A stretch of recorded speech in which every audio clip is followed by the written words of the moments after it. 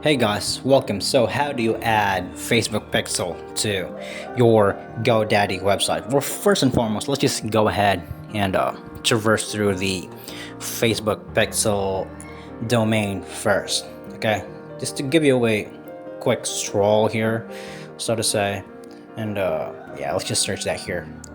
Don't choose the meta version. The basically you want the one that's linked with Shopify. You could click on install if you don't have it installed yet, basically. So let's just go ahead to GoDaddy. So first, the only step that you need to do here, basically, make sure that you have an account here on the GoDaddy domain in order for you to purchase these things that we're going to be using.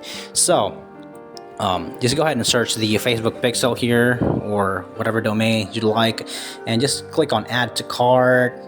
So there's a bunch of options here. You can click on make it yours or add to cart, basically on the prices itself. And that's just basically it. You paid for this stuff and continue to cart, and that's it. You're golden from there. And you could basically pay with Apple Pay, PayPal, this one, and ready to pay, and that's just it. That's how simple and easy it is. So thank you so much for watching, and you guys have a nice day.